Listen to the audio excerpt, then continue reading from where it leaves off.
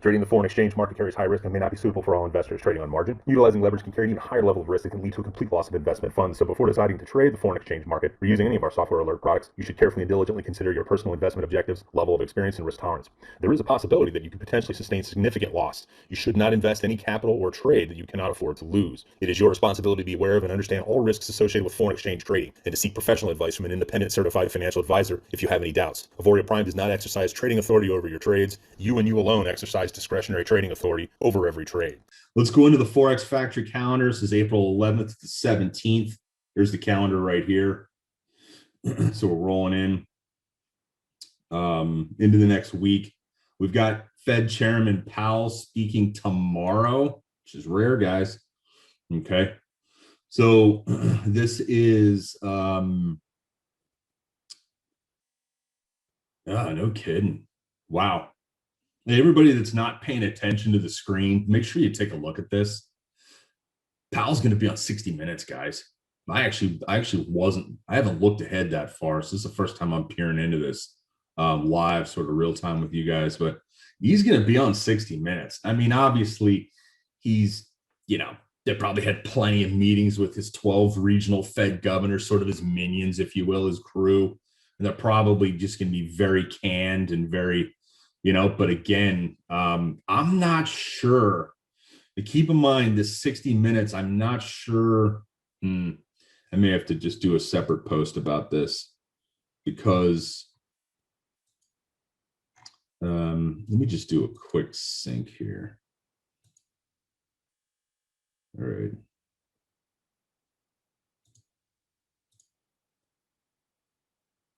Following along, I always go to the next week if I'm on Saturday, 11th to the 17th. Make sure you're just looking at red folder events only. You can sync your time just like I did. So this is 4 p.m. Pacific time you're seeing here. Obviously, this is 7 p.m. Eastern right here. I don't know that I'd be doing a lot of trading Sunday night, guys. Just a heads up. There's too much uncertainty. Now, I could be dead wrong and all the systems could be trading fantastically, but all it takes is one comment from Powell, our Federal Reserve Chairman.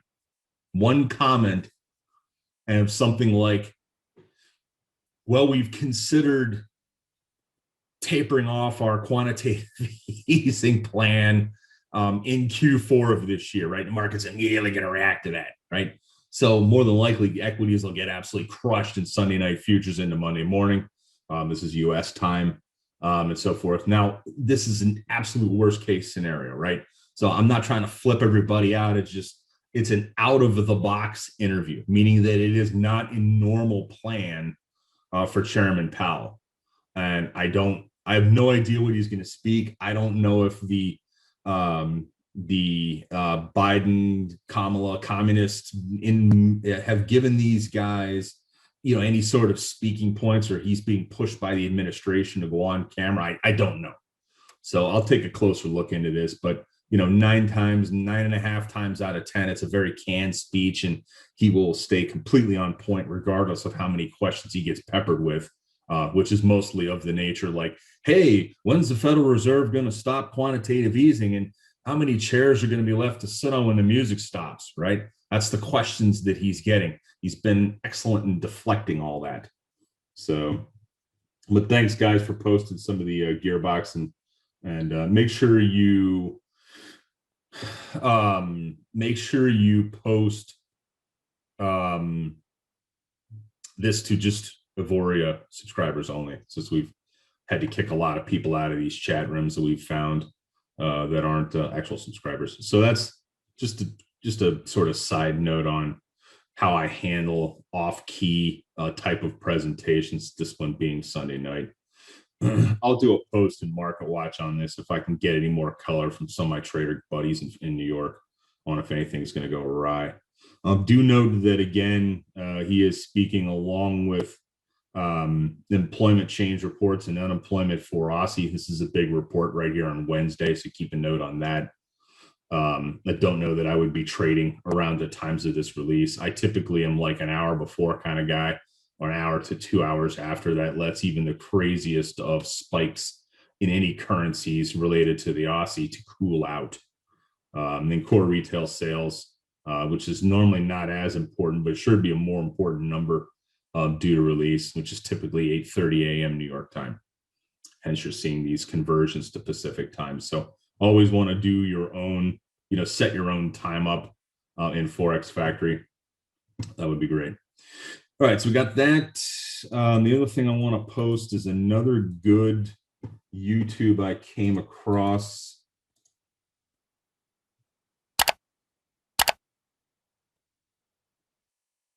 Let's see, here we go. This is a YouTube I came across. It's how to set up your FX book properly. Get the 2 green check marks like we're looking for. Let's move into the charts. Post your questions in Q&A, please, not the chat. All right, let's take a look first. SPX. So this is what you call a cup with handle breakout, guys. See how there's the cup, there's the handle breakout, right? Albeit not the perfect chart pattern, but a breakout in S&P. And we've had 128 point lift off of that breakout. No surprise, stimulus, right? Talked about this for weeks. We were anticipating a breakout. This is allowing us to lighten up in equities for some of our oldest clients that need income the soonest. So QQQ, again, not broken out, right? But close. This is the big tech NASDAQ market here.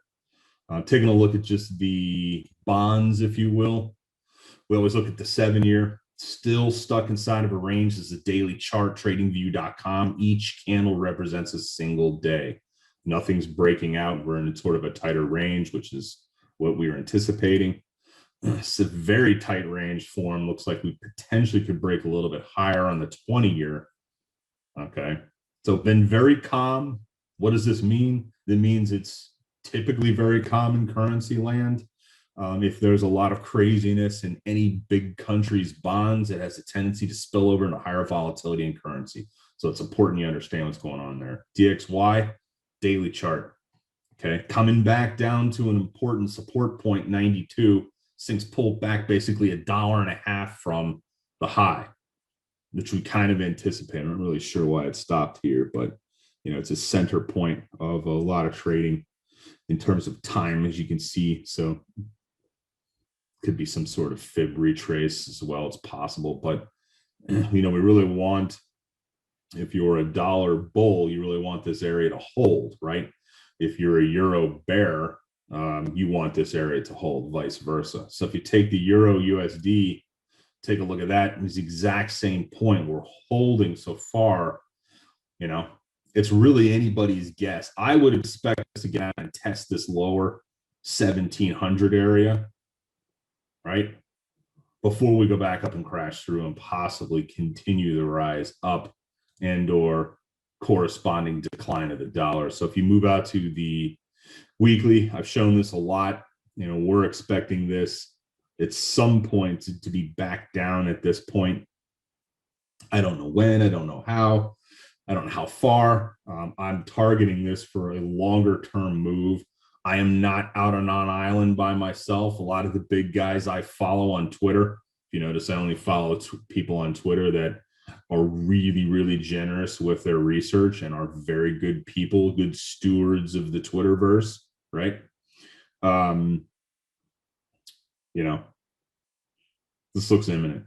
We got to crash through this whole lower 88.5 area first, which has totally held us. Actually, the whole 88.5 to 89 area.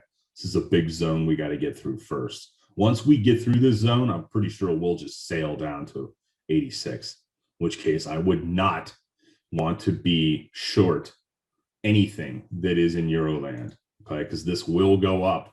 Same weekly chart here in Euro. This is the next stop. If in fact my prognostication is correct, and a lot of other currency experts, long-term folks, are much smarter than I, we could be wrong. Taking a look at Euro GBP daily chart. Same thing. Good support point here. Obviously, strength in the euro related to some recent weakness in the dollar is corresponded, obviously, in strength against this pair. So far, trending up on a lot of different stuff that I've shown you guys, by the way, with the exception of euro.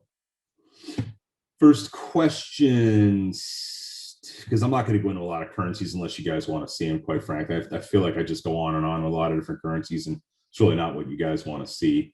So US CAD, we'll go through that. GBP, JPY, let's take a look at that. We always start off with the dollar chart first. We're in a range, okay? If you're trading shorter term, I should say if you're trading longer term, we're kind of in a range, right? If you're trading shorter term, everything I say here about technical analysis is off the table because it applies differently onto any kind of smaller time frame, like a 4-hour, which is a 240-minute chart, or a 60-minute chart, an hourly, so forth. But I typically just talk about the days, keep it big picture.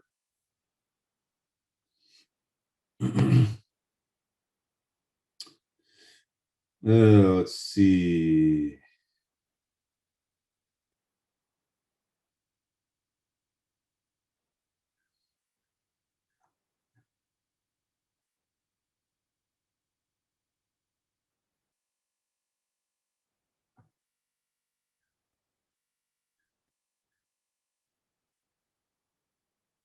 I think that's pretty much all I want to say about the pound. Looks like we got a pretty solid support area here, 48.80-ish area. I would expect that to hold.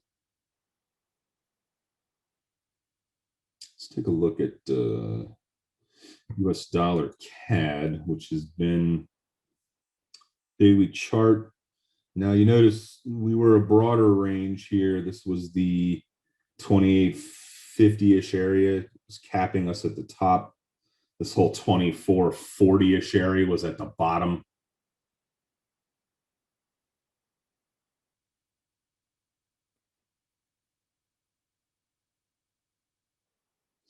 Yeah, I would expect that to.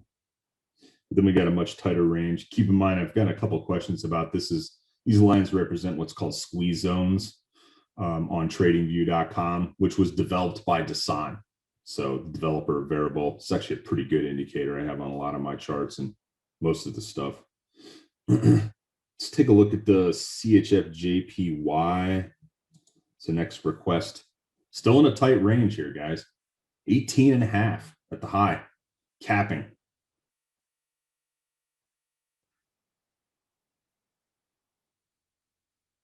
1610-ish area, the bottom. Pretty solid support. This is an example of, even though we've been in a good trend up, if the software that you're running has the ability to change that, trend may be over if this is capped at the top and we'll just keep bouncing around or possibly even motoring along. You know, I mean, the franc in relation to the yen, as you can see, has been in a long-term trend up since October of last year. You could just draw the trend lines up. Not hard to see, hopefully. We're trending up. You know, so ideally, if longer term, you know, that trend's still intact, which means more than likely we'll break this high at some point, barring any, you know, crazy information that goes against, you know, global central banks and the currency markets and credit markets and all that. I would expect us to begin to trend back or bounce back and forth into this whole upper zone, if you will. Let's take a look at the next question. When we get the charts, I see 10-year bond and 30-year bond divergence. Would that signify a possible bullish dollar, since we could see a slight bullish in bonds? You know, honestly, with the crosses in the bonds, I don't pay as much attention to that. I'd rather just look at what the dollar's doing against a basket of other currencies, right? And that's the beauty of the DXY, is it brings in, you know, even though this is tradable of a basket, obviously, it's a great analysis-based software. And I'm looking mostly at daily and weeklies for this. There's been these lines and these zones and all previous support and resistance zones which I don't have overlaid on this, but I can overlay what's called a market profile on this from a time-based amalgamation of zones or aggregate, if you will. Gives a better idea of where longer term POCs are, which is just points of control. It's nothing more than a center point of something that took place in the aggregate, like a whole bunch of days trading at a level. You could put a center point on that, or a volume, which we don't use on something like this. But if you're trading something like one of my favorite stocks in our clients' portfolios over the whole last year has been this company who has just been absolutely on a tear. If you guys don't know who ASM lithography is, they basically make the equipment to make the chips. So Samsung, Taiwan, Semi, Intel, AMD, all those dogs, they make the chips for these guys. Stock's been an absolute home run over the last 2 decades. And it trades exceptionally well on breakouts from volume-based points, which you can see this green line right here represent. So I wish that we had really good volume like we have. This is a NASDAQ traded stock. It's based in the Netherlands. But in any case, the volume, I wish we could get a good aggregate of that on Forex, because I could overlay so much other technical analysis to help out in the long run. Let's take a look at GBP. I got a request for that. USD, Euro CAD, and NZD CAD. We'll take a look at those. Tight zone. Again, daily chart. Real tight zone. This whole 1 point, essentially this whole 1400-ish area up here, all the way down to this 1370 area. Got us tight. Good break. I would expect us probably to go back up and test the top end a little bit more for potentially breaking out. And obviously a lot of this can be completely wrong depending upon how Brexit continues to progress. Euro CAD, and then the list. Here we go. So trending's done in my opinion, and now we're bouncing between this 50 and 47-ish zone.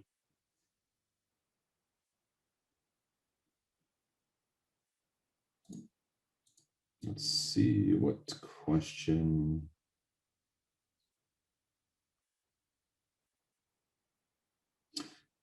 So one of the questions I just got is, I just want to learn the software gain, and if it really works, I'll build a business. I can tell you, and this is from somebody that's anonymous, that honestly, all the different versions of the software can work and have worked, and they have worked well in many cases.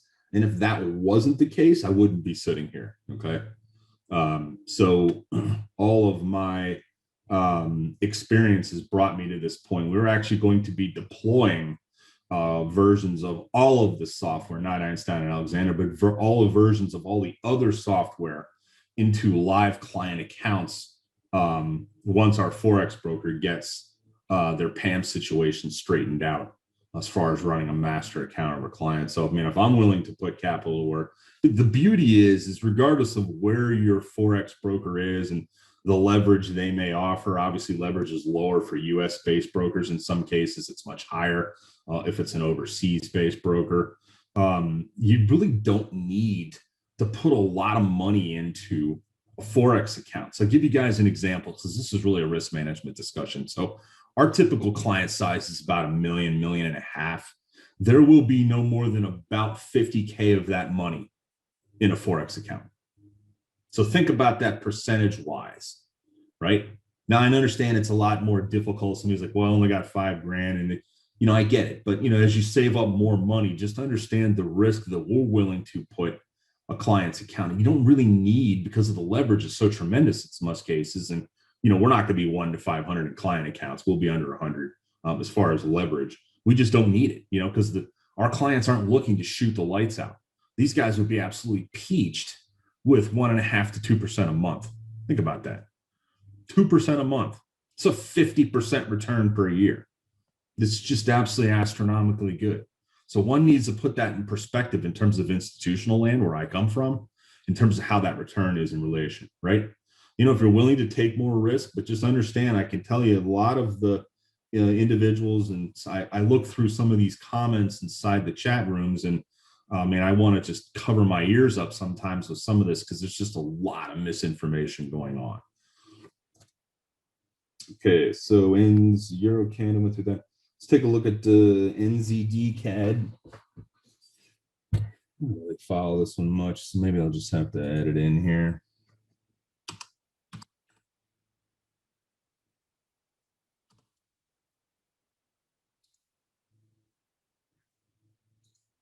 So let's take a look at this.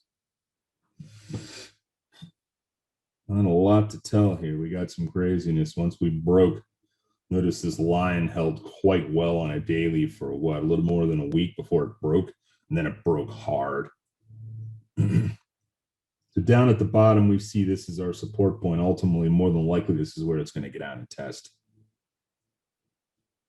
Provided the trajectory of the Canadian dollar, which looks to me like it just broke through a trend line, and that's probably a big reason we dropped a ton. See this right here? Sort of sloppily drawn line, but you guys get the point.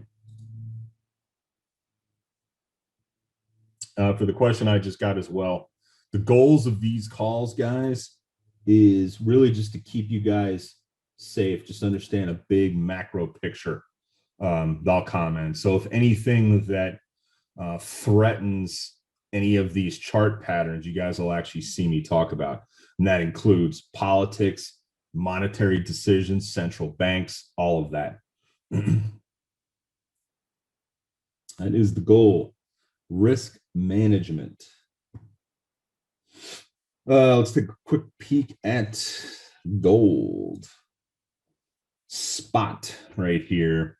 Looks like it's looking to break higher. Ultimately, I think gold's going to break much higher and head up into this whole 2000 area, probably headed to 2500 at some point. Where we have almost a coiling effect going on long term. Typical client in our portfolio is maybe about 10% in gold, some cases 5%. You know, and there's a lot of gold lovers out there to have a ton of their money in this. It's just part of the mix, right? It's not everything. I would expect it to break higher, work its way through some of these lines. There's a lot of shorts here in this area. You can almost just sort of spot the pockets of where they have their stops. It's more than likely if we get some breaks, which happen, they're going to go up and start hunting those stops. Let's see what else. I didn't. Let's take a look at that. I probably did a half-assed review on US CAD. Let's take a quicker look. Getting a lot of questions here. Okay, so with the weakness in the dollar and just the overall strength of the Canadian dollar, right, which we can see on this whole chart right here over this entire period of time, we're in trend down US CAD, which I would expect to continue if the dollar continues its decline, right? Notice this chart's been running a little bit different. It hasn't been perfectly correlated with the moves in the DXY. So I would expect us to break below this point, which long term, let's move to the weekly. Big area right down here, huge area. All the way from 2240-ish down to this whole one spot 20 area. Ultimately, I would think this is where we're probably headed. You know, this is a weekly chart, obviously daily, right? You know, the software is, if it has a trend down capability, whatever you guys are using, we break below this line, I would be on trend only. I would not want the software taking longs down here because we're going lower. It's fighting that freight train thing. It's too much risk, in my opinion. Yeah, let's delete some of these. Good questions, guys. Keep them coming. Like it. It's like a fair amount of you are first timers here, so that's cool. GBP CAD to go long or short on Monday. You know, that I don't know the answer to. I try to stick just big picture here. Okay. So let's drop back real quickly to, ultimately, this is our range. The 77.35 area all the way down here to this 67.27 area. But this is a weekly chart, so you want to drop back to daily. You can see we're at a pretty good support point here. Don't know that it's going to hold. That's why I like to jump between, especially in this currency. I think this is the big area here. Right in this zone. Could be a while before we get there. Who knows? We could go up and test the top again, right? Should probably delete this.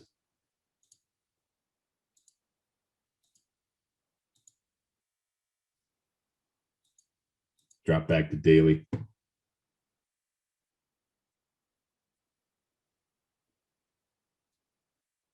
So the indicators I use on this chart are 3 simple moving averages, 50, 100, 200 on a daily.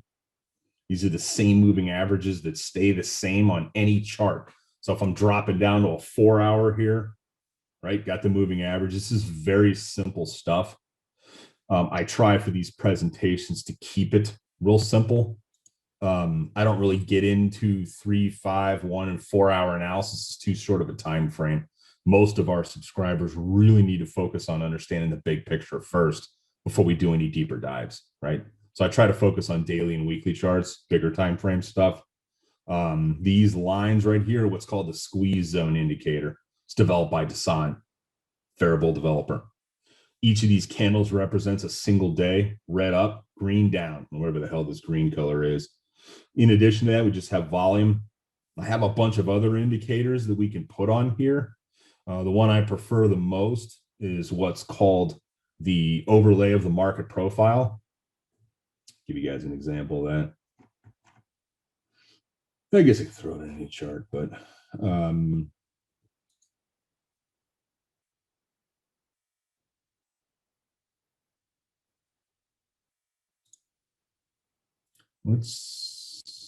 here we go. Fixed range. Oops.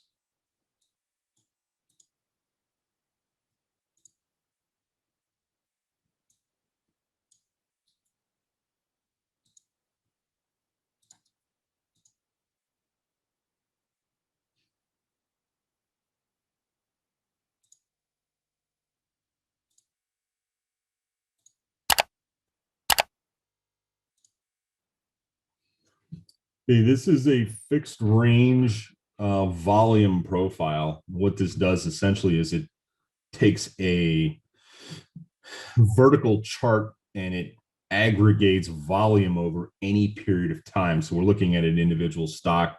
This is ASML right here. And then what it does is it puts a center point on here in volume.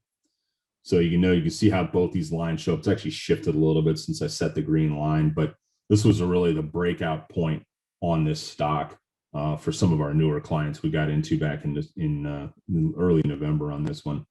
But it's pretty good. This is the other indicator I use. So there's like 10 or 20 others I use. I like RSI. I like ATR, which is the average true range.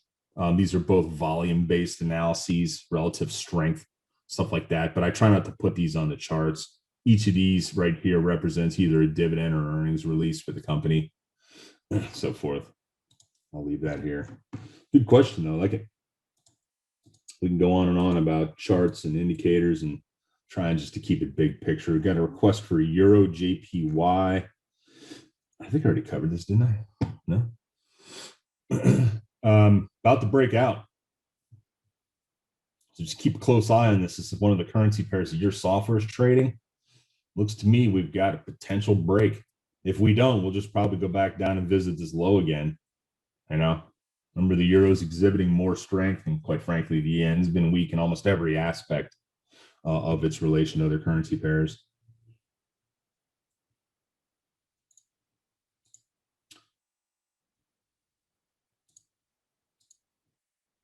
And what else? Did I look at NZD CAD? I forget. I already covered that. Am I losing it?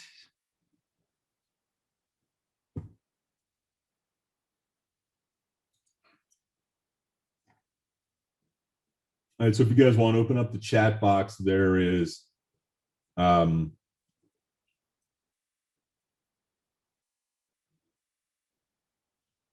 there's some good stuff in there. We got the Gearbox Traders chat, announcements channel, all of our links to social media. Make sure you guys are setting up Telegram and following along with the developers. It's going to help you all out tremendously as it's helped me out. Just got a couple messages from Dasan here for the variable folks. San and I have continued our bromance, but it says here, so he's looking to roll back, if you guys didn't know, in the previous versions of variable, it actually did really well over the last 12 months. And it hasn't as much in the last quarter. And a lot of that is attributable to putting way too much safety stuff on it, right? So I'll just read to you guys what he said to me here. I'll be keeping all the new features I added in the last 13 versions, but I'm going to be changing the trading brain of the software. Okay.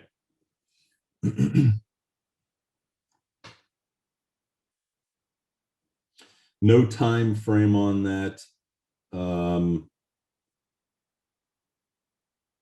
It's got a small update coming out in the next 2 weeks, and the big one should start of May. So, don't hold us to time frames. You guys understand how time frames work, right? Typically, they're a target, a target range, and that's it. So, if anybody else doesn't have any questions, I will wish everybody a fantastic weekend. Party heavy if that is your style. I'm headed to the golf course to continue my rotten game of golf. Hopefully, it improves. And one other thing is, if you guys want to continue to get lower in the risk category, make sure you set up an FX book. I know it seems like a raging pain in the ass, and I kind of understand that. I get it. But it really is a fantastic tool to help you guys improve risk just from the standpoint of analysis alone, right? Everybody have a great week. Be well. Be nice to each other. May the trades be with you.